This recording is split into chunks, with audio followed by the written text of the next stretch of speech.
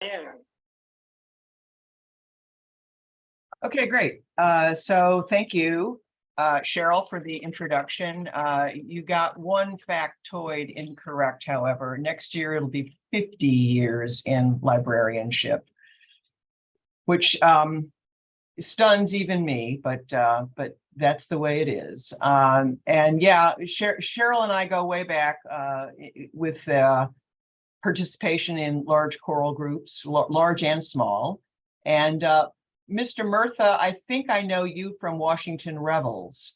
I used to perform with them pretty regularly. So nice to see you. And Mary Cusick, thank you for the invitation to do this morning. It's always a pleasure to meet with people in the community. And I didn't know a lot about Arlington Neighborhood Village. So thanks, Cheryl, for that overview of the kinds of services and programs you all provide. Sounds like a really vibrant community, and it's great to see it so well supported. And the library, of course, is very willing to do whatever we can to make the challenges of growing older and wanting to stay in our homes that much easier. So and I can talk a little bit about that. So what brought me to Arlington? Well, I retired from Library of Congress. I took an early out a number of years ago and was undecided about what to do next, whether to go work at Trader Joe's as a bagger or to do something else entirely. And within 2 months, I was hired by Arlington. I grew up in Arlington. I have deep roots in the community. My parents stayed in their home until they died. And my brothers and I all went through Arlington Public Schools.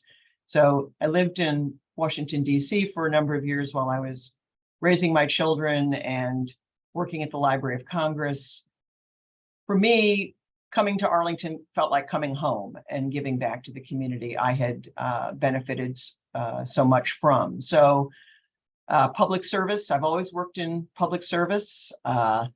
It's important to me. It's helping others and doing so with compassion and empathy and interest and making sure that the library is welcoming to everyone. You're probably aware that both school libraries and public libraries across the nation are having a moment because of book challenges, and librarians are being threatened with fines and jail time and firings. In fact, just 2 weeks ago, a librarian in a municipality not too far from Arlington in our home state of Virginia resigned because it was just the stress of dealing with book challenges just became too great. It's Warren County, where the Board of Supervisors withheld their funding, 3/4 of their funding, because of disputes over what books should be on the shelves and who has the right to make those decisions. I'm very affirmatively on the side of freedom to read, to provide access to as many materials as make each of us the persons we always wanted to be. I make no bones about that. I speak about it at every public opportunity I have. I promote regularly what we're going to call banned books, for lack of a better term.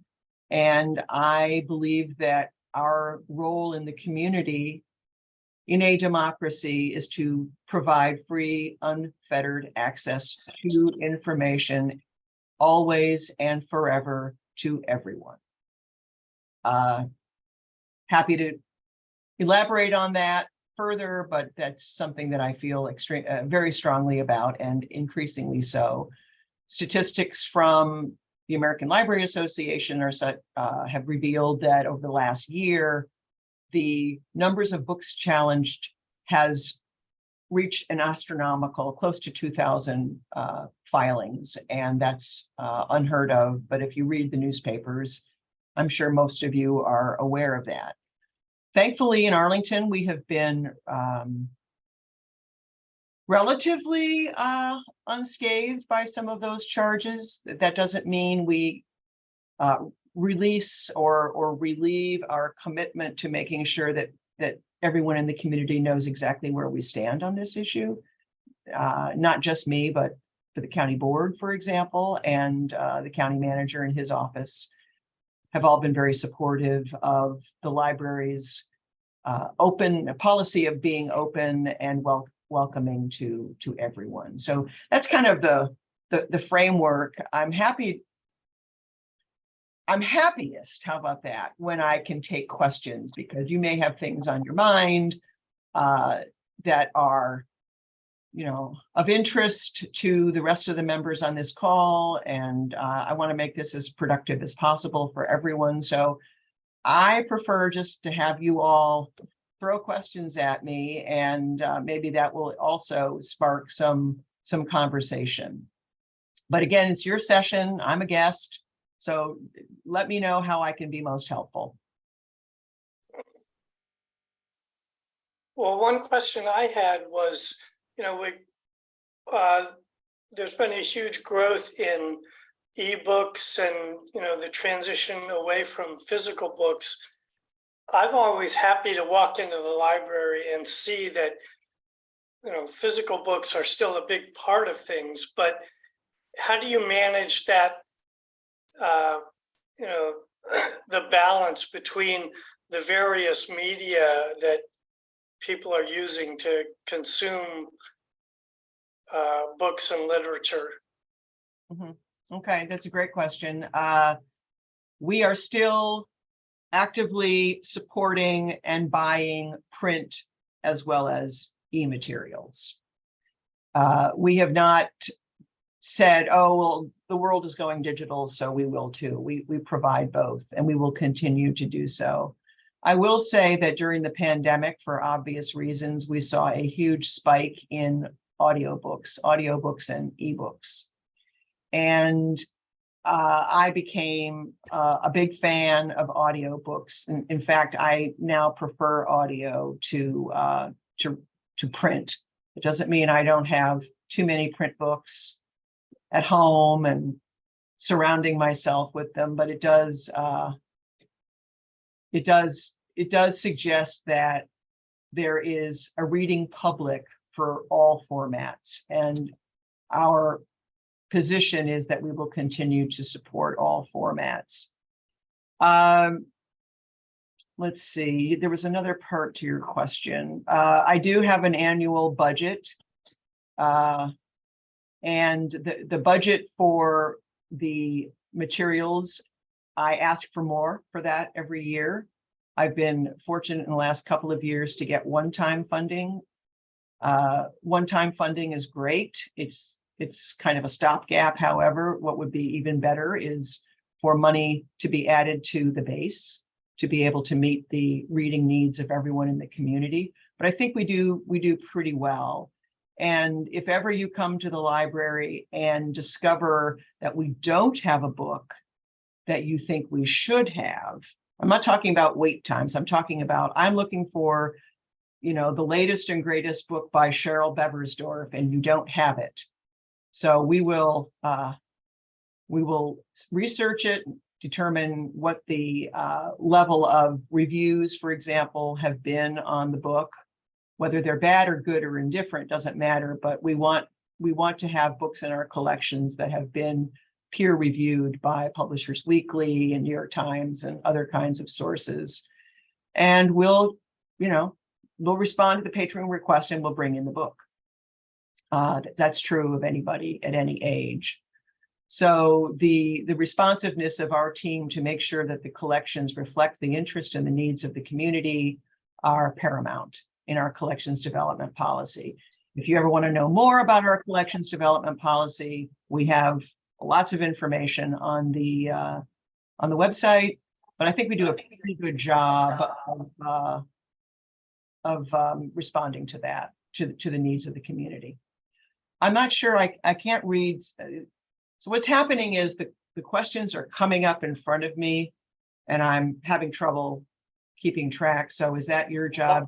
Yeah, I will feed them to you. The next one is somebody wants you to talk about the types of library services for older adults. Okay. So if you're able to come into the library, as you just mentioned, Gary, you like to come into the library and check out your book, that's great. You can also obviously get books through our app, digital, the Libby program, which is the e-version of Overdrive, and you can get audiobooks and ebooks. We also have books by mail. We also have talking books.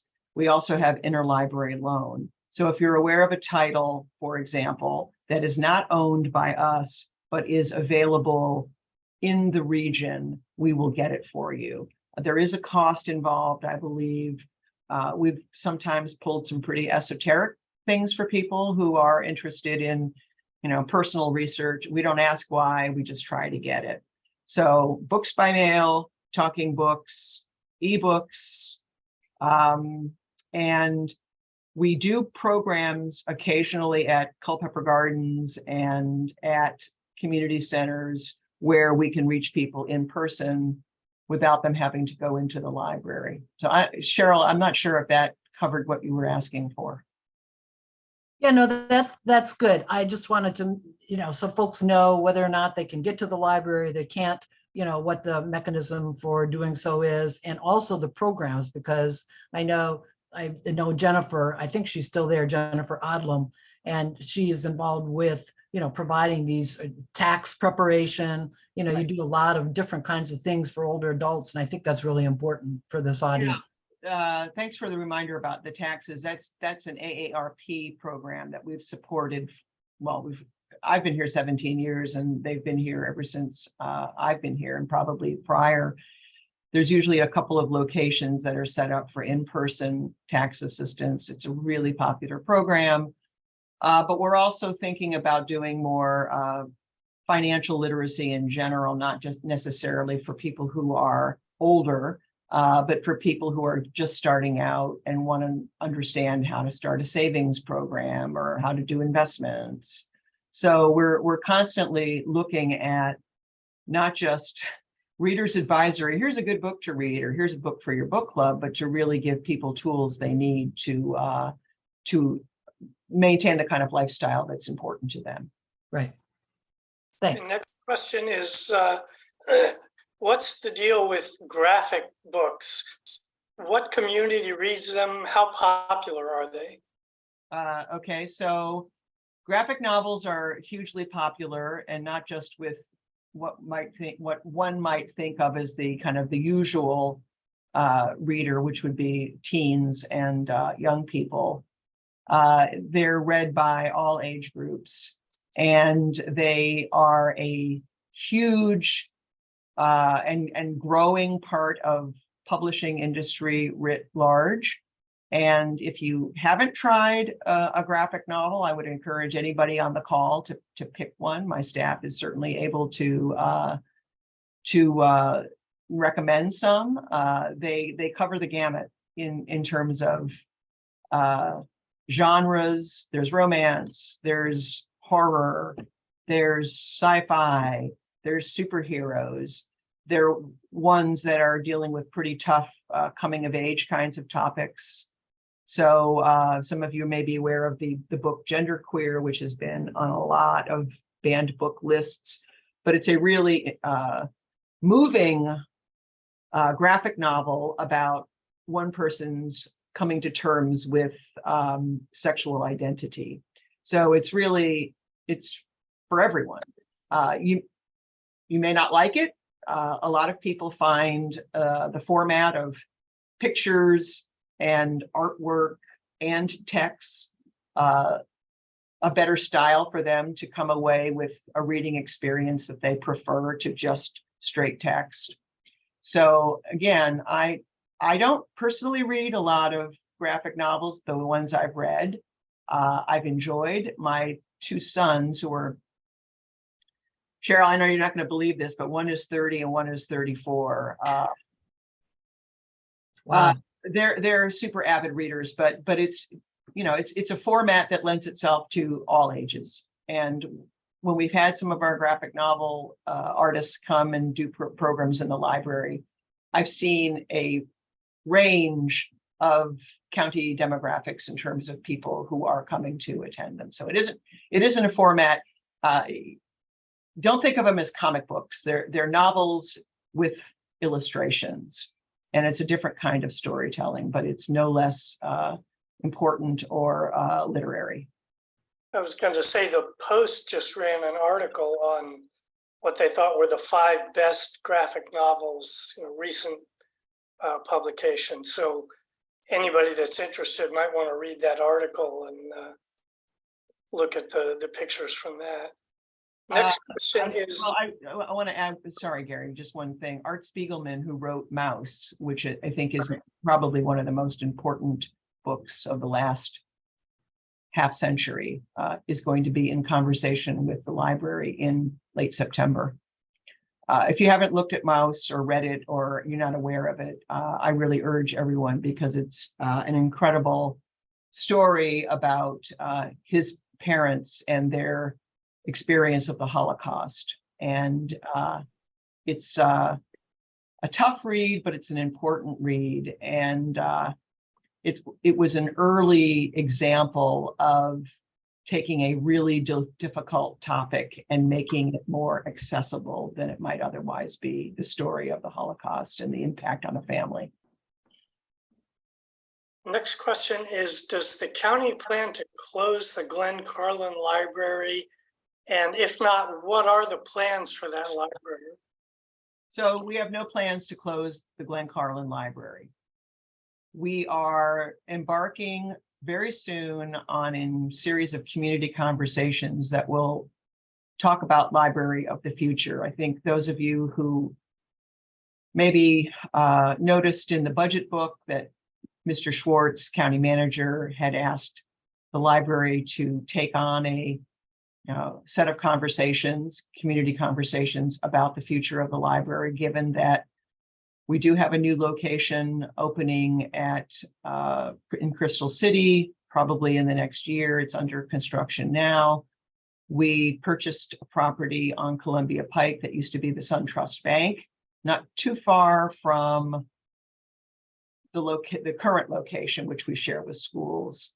And if you aren't aware, the Bosman Library, which is called the Courthouse Library, but the library on the ground floor of the Bosman building, which is the main administration building, is now a full service public library branch. So libraries are changing, and the clientele of libraries are changing. And we continue to provide core services, circulation, buying books, doing programs, providing meeting spaces, et cetera. But we're also interested in knowing what else we might be doing and how we can reach people who might not be regular users or users at all of the library, but have needs that we can meet, either solely or in concert with some of the other departments in the county, like Parks and Rec or Human Services, or occasionally community planning. So the Glen Carlin Library is one of the oldest branches, and what we're currently doing is replacing some worn out shelving and reconfiguring the collection so that we can have most of the collection on site while we await the new shelving. Okay, are there any plans for buying more large print books? Sure. I mean, it's part of what we purchase. So, I mean, there's X number of amounts, of money that's available for supporting the collection in its entirety. So a certain portion of the budget every year is going to children's materials, large print, e-materials, anything that's special format, although less and less of that. So yes, I can't tell you what the percentage is. If somebody has an interest in a particular book being purchased in a large print format, then the best thing to do is to send us a patron request. I'd like to see blah, blah, blah in large print. Okay, we've got a couple of comments and questions about ebooks. One of them is, when did ebooks start? Some of my favorite authors' older material is not available as an ebook. Right. So probably 10 years ago, we started really actively purchasing ebooks. The rise was slow. The rate of adoption in the community was slow. I have noticed over the last several years that the more we invest in ebooks, and by ebooks, I'm talking about e-print and e-audio, the greater they circulate. So there is ease of access. It's delivered right to your device. It's in the audio format, which I prefer. You're having somebody read basically and interpret the book. So it's almost like watching a movie. I'm currently reading Ann Patchett's latest Tom Lake, and Meryl Streep is reading it. Like, is that amazing or what? Like, who wouldn't want to sit and listen to Meryl Streep read a book?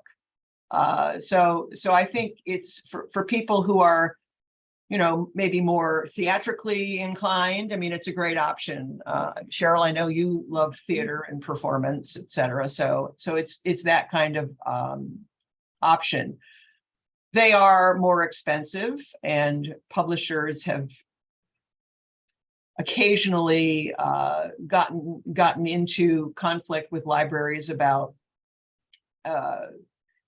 it's not really a purchase, it's kind of it's a loan actually. And whereas with a print book, you buy the print book and it's on your shelf until it's not on your shelf anymore, either because it's worn out or we have weeded it because it doesn't circulate as much. And we do have, obviously, items in a collection as large as ours across all of the 8 locations. There are books that aren't going to circulate as much. When was the last time anybody read Thackeray? But we still have Thackeray, okay? So to the question about older authors, yeah, I've been frustrated myself when I prefer to listen to a book and it's not available on audio because the publisher hasn't done that. Increasingly, most of what I want to listen to, I am able, but for older authors, yeah, it's not necessarily available as an ebook or an e-audio, and that's going to be a decision of the publisher. And we've got a couple of other comments. One person said they got their library card just so that they could check out ebooks. And another one who said when he's checked out a physical book that's very thick and heavy, he'll often immediately return it and get the ebook version so that he can read it more comfortably. And personally, I was just on a trip and had the Libby app on my tablet and was able to check out a couple of books to take with me. Very easy. I definitely recommend it. So. Yeah, thanks for that endorsement.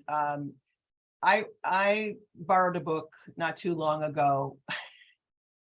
I didn't pay much attention to the format, and it arrived with 5 discs. What? So I returned it immediately and waited for the e-audio. So yeah, I mean, I think I have a disc player, but I'm not going to sit there and put in the discs and listen. That's crazy. I'm not doing that. So yeah, I think, again, we're not getting rid of one in lieu of another. We're still buying all formats. We're probably not buying books on discs anymore. I'd have to check. But for print, for those who still love the feel of opening a book and turning down the corner of the page rather than putting in a bookmark, yeah, we're still going to have those books, and we're going to continue to buy ebooks, because again, as I said a few minutes ago, the more we invest in ebooks, the greater they circulate. And as I said, they were off the charts, especially for e-audio during the pandemic. How do you decide what new books, audiobooks, DVDs to order? So there are library vendors, suppliers of books we work with. I like to describe the process of acquisitions as both art and science. There's some, like, here's what your average public library collection should have, and here are the new books, and here's what's available. And we have those relationships with library vendors. And then there's the, well, Arlingtonians seem to like more of this kind of book based on circulation records. And so that's where the art comes in. We have a lot of books on policy. We have a lot of books on travel. We have a lot of books on cooking. Our collection is going to reflect the interests of the community. So the more you tell us what you like, what you're interested in, by what you're circulating, what you're borrowing, what author programs you're showing up to, that gives us clues as to the reading identity of the community. I mean, we'll buy beyond that anyway, but we also want to make sure that we're hitting the sweet spot of the subject areas that you all are interested in. And every year, especially around budget time, when I have to do my work session, I ask the staff, what were the top books? What were the top 10 most circled books? What are the topic areas that are the heaviest in circulation?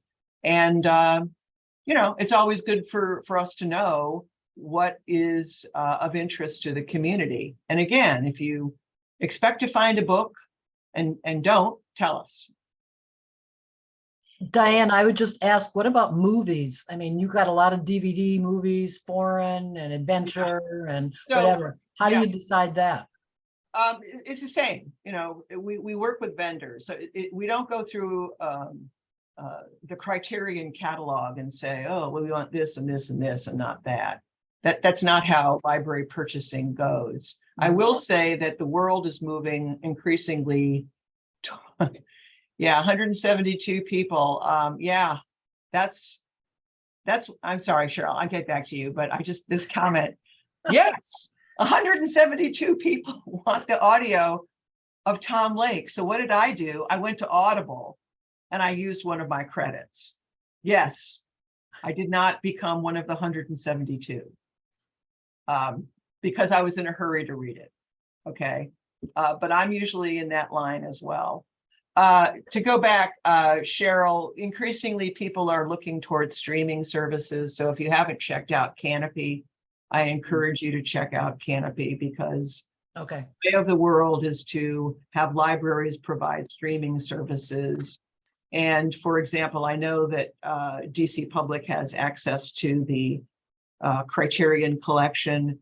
Some of you may remember Hoopla, which we were, thank you, Connie. Appreciate the shout out. Canopy is super, and we just got access to that within the last several months. Hoopla we used to have, we had to suspend our subscription to it because we were not able to keep pace with the cost of refreshing the content. And that's a challenge for us.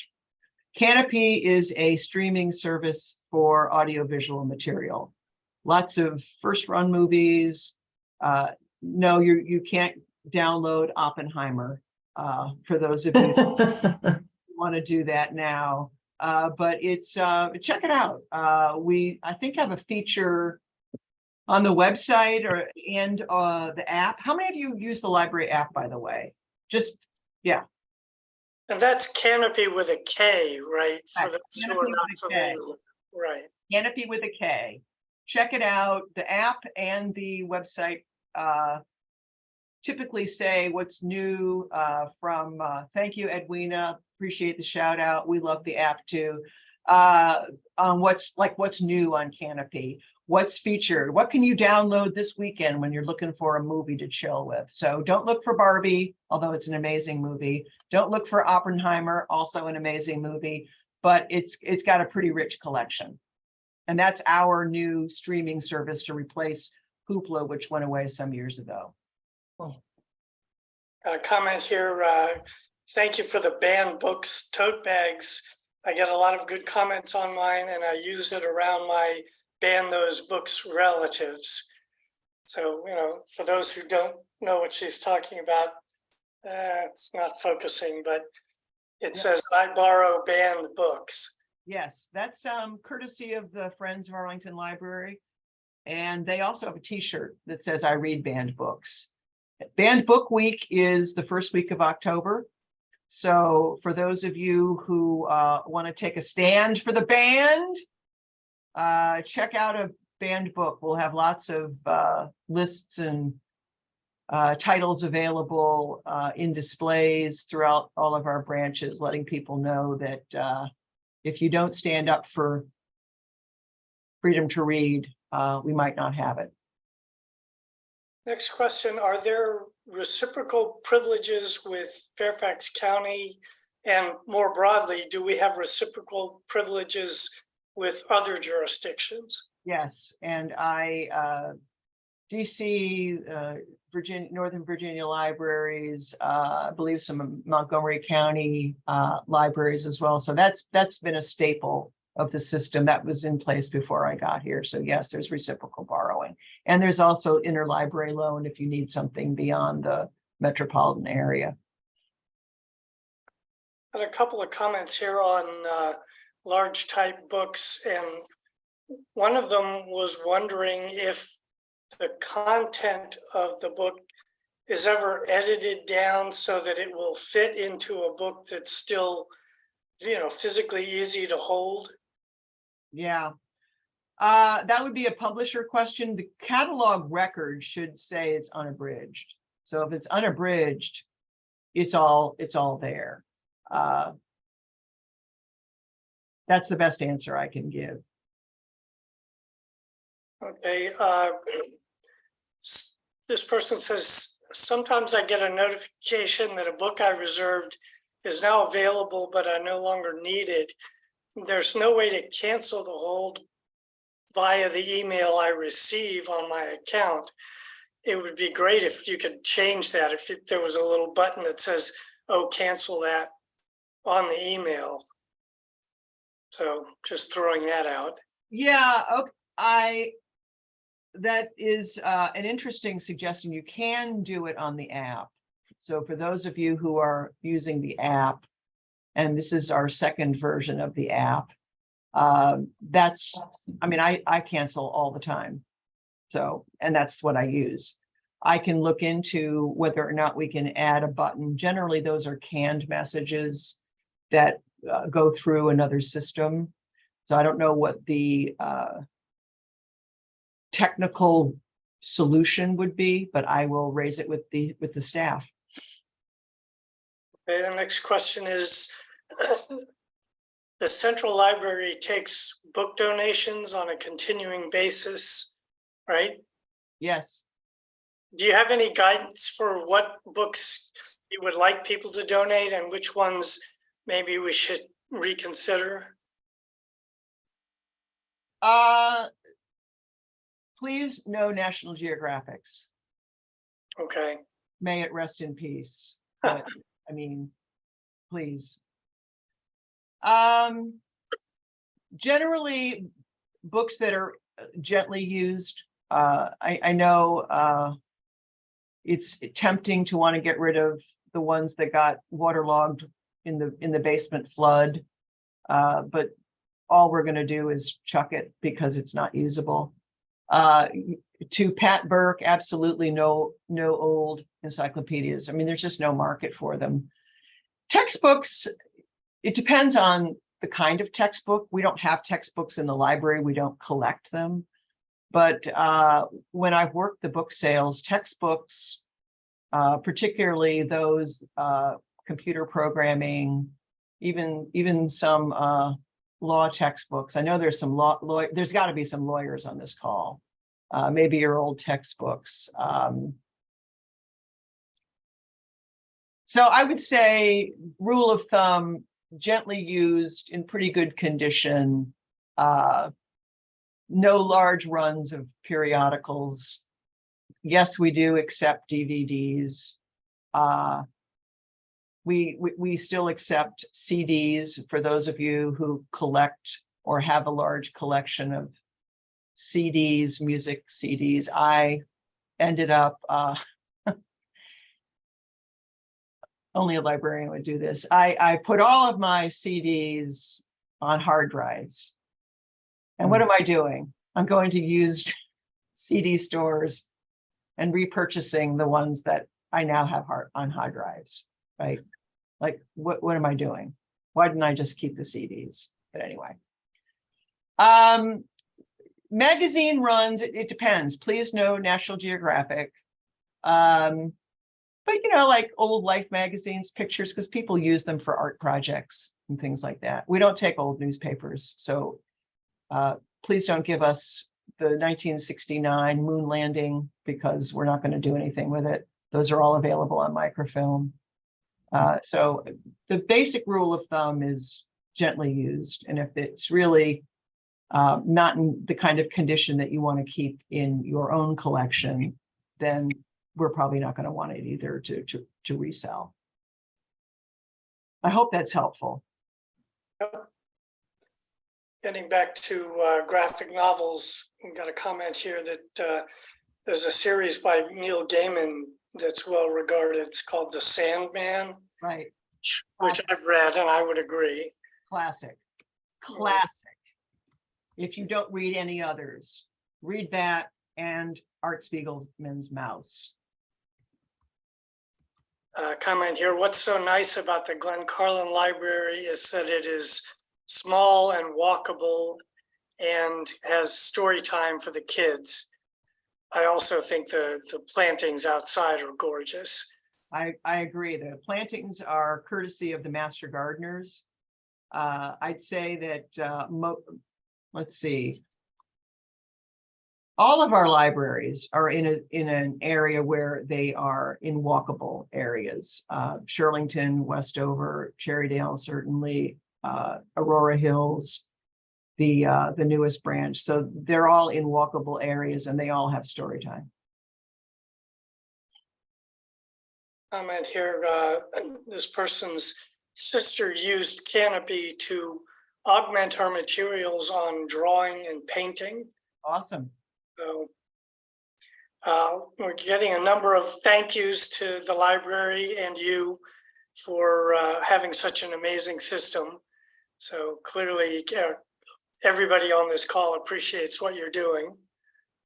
Thank you. That's always nice to hear. It's nice to pass it along to the staff. I have the best job in the county. For all kinds of reasons. And I have a terrific staff. So they will be very pleased to hear the feedback. Thank you. I appreciate it. A comment here, I'm not quite sure I understand it. If you go to the library often, you can check out the book or DVD and simultaneously put it in the return slot at the library. So yeah, I don't know what that means. Maybe that person could elaborate further down. Do you accept DVDs? Yes, we do. I'm assuming you're talking about for friends of the library book sale donations, DVDs, CDs, print books. What about to incorporate into your collection? Well, DVDs, we have a large collection of DVDs, but we are not continuing to purchase. We are moving over into streaming, which is why Canopy was such an important purchase for us. Okay. Question here, can I get Canopy through Xfinity Comcast? I think so. The best thing to do is to send me an email, Kresh arlingtonva.us, and I will A, answer your question, but I'll B, make sure that there are instructions on the website and the app for people who want to know that question. I think so. Yeah, arlingtonva.us. Yes, correct. Thank you. I think so. And I will have somebody who actually knows what they're talking about address that. Okay, how do you determine which books are free as opposed to donated books that are put on the shelves? Books that are free. So what books are free? Diane, I can answer that. For example, when you park in Central and you're walking by the elevator, there's a shelf, a bunch of shelves where those are all free. If somebody donates books, do you just automatically put them on the shelf and say, help yourself? Or are there certain books that are in good enough shape that you might want to have them included in your collection? That's the Friends of the Library. They manage that donation. Okay. We're not, library staff are not making decisions about which books go on the cart by the elevators. I think there's a cart at, there might be a cart actually of free books in each location where there's a bookstore. And that's a Friends of the Library decision. Okay. And I don't know what their criteria are. Okay, and the person who commented about checking out a book and immediately returning it has said she was referring to the question of not being able to cancel a hold request upon receipt of the email. So she was just basically saying, check it out and turn it back in. Yeah. Okay. I mean, I will look into being able, you get your email and there's a prompt to be able to cancel the hold if you're no longer interested. I check out a lot of books, both because I'm interested in reading them, but also I'm trying to keep abreast of trends in publishing and what's hot and what's not. And it's not unusual for me to get a book, flip through it and go, I'm not going to read this. And I put it back in the return slot. So, but I will look into the question of whether or not we can do that via the email notification. Next question is, why did the library change its policy about no longer charging a fine for overdue books, DVDs, etc.? The recognition, this is the biggest reason, was the recognition that people were accruing fines and they were losing their privileges as a result, because they were accruing fines and not able to pay them off. So this is a community library, it's a community asset. I want to eliminate as many barriers to use of the library as possible. And so the amount of revenue we were, quote unquote, collecting from the fines and fees that were being submitted was not significant enough to warrant. Moreover, I think it's a philosophy. We're here to serve everyone, and not everyone is in a position where they can afford to pay their fines. They also have, in some cases, difficulty getting back to the library because they don't have a car or they're not around when the library is open, et cetera. So we followed the trend of most other library systems across the nation, from small communities to large urban systems, and eliminated them. Thanks. Okay, we've got a comment here. This person loves the maker space and the computer access and wants to know how popular those things are. So the computers have always been popular. They're always in use. I visit the other locations pretty regularly. The central library area is always well used. The makerspace, I think, is, I don't know, I think it's one of the greatest things we ever did. If people want to learn how to sew, if they want to come in and do a craft, if they want to make buttons for their book club. I mean, it's really, we've got very talented staff. We've got some very impressive equipment. And we're going to be adding more and more classes for, fixing small appliances or making art from junk, or it's not unusual for people to bring in clothes that they're altering and using our sewing machines. We also offer beginning sewing. So the Maker Lab is only going to get more use as people identify needs. Again, it's not just recreational, but in some cases it's, I need to do something because it helps me stretch my budget, for example, or I have these old appliances and I'd like to repurpose them. We had a program a couple of weeks ago. A local artist took it's so clever, took a blender, an old wearing blender, and turned it into a lamp. It is the coolest thing. So it's not just for fun and recreation, but it's also, again, I think the classes we're offering can help stretch the budget.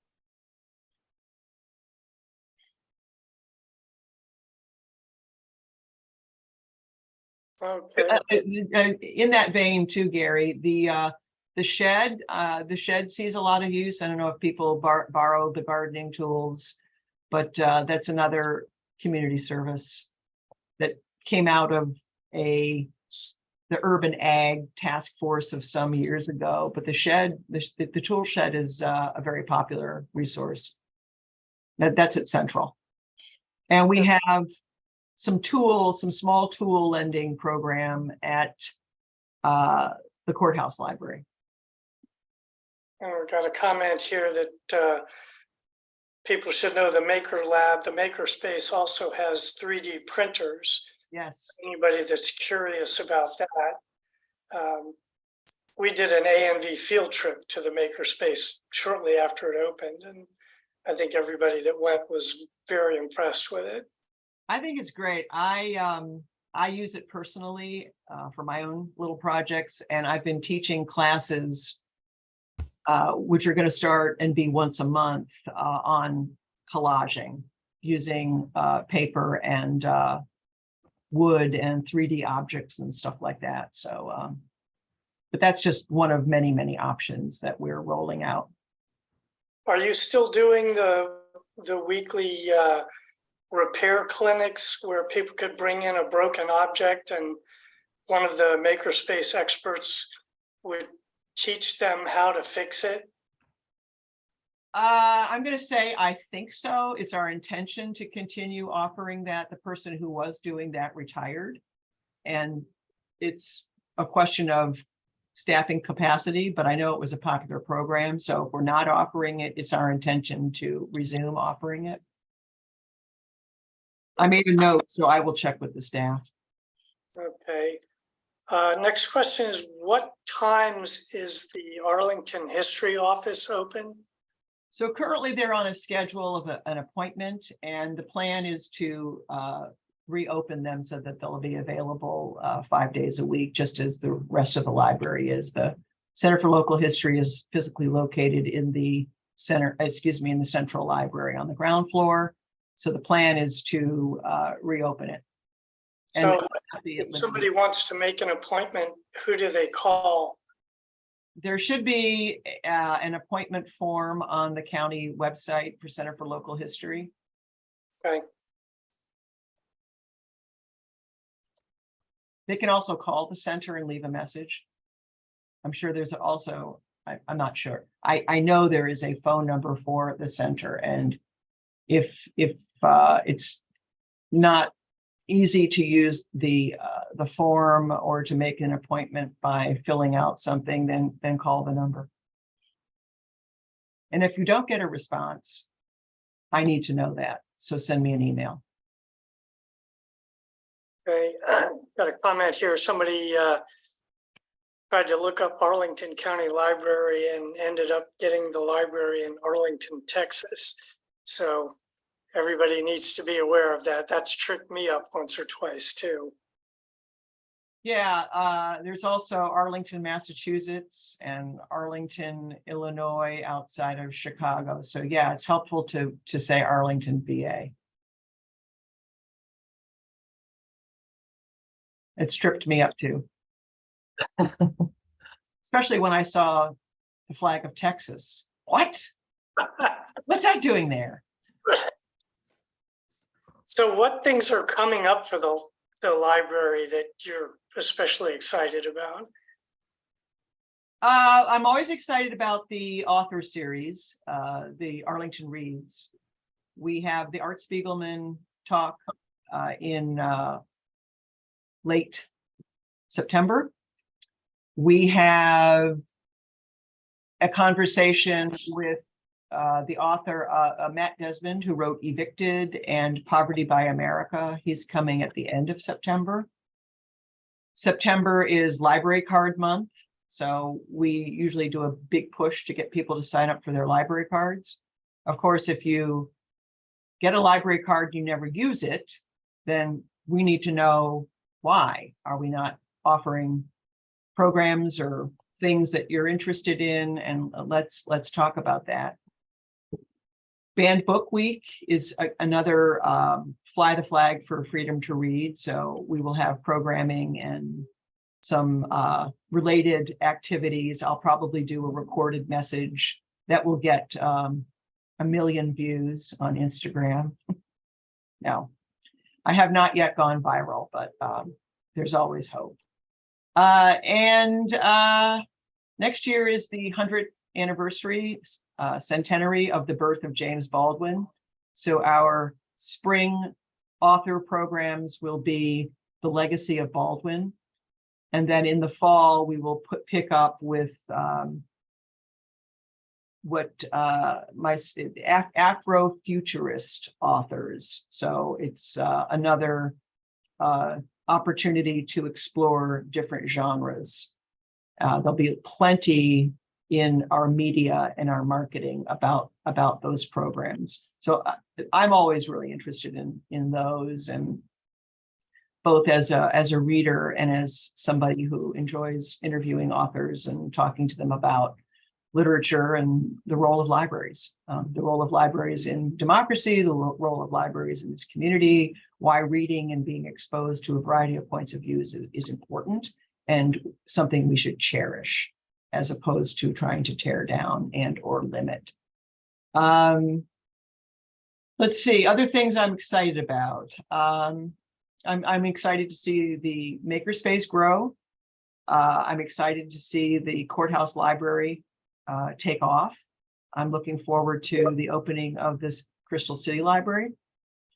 I'm looking forward to getting the library truck on the road more often now that we're fully back from the pandemic and we can participate in more community events. We participated in 3, what is it called? Nights Out events 2 weeks ago in Green Valley and Cherrydale Library, and also I think Arlington Village hosted us. So that's tip of the iceberg. There's always stuff going on. If you check the library calendar, there are many things that are going on. And if I'm not excited about them, I can assure you the staff is excited about them. Yes, the book sale is coming up in October. Well, it looks like we're just about at 11 o'clock. In fact, we are. So unless I hear any more questions, or I don't think there are any more in the chat, I've been watching it as well. I certainly want to thank Diane Kresh, the Arlington County Public Library Director. Thank you so much, Diane. And in fact, I'd like to actually, if you wouldn't mind, give you a call, because I actually have 1 slot left for the Aging Matters podcast in September. And if I could give you a call, I would love to and get you signed up. Oh, that'd be great. I'd be happy to do that. So can you give me your number quickly? Let me look at my phone.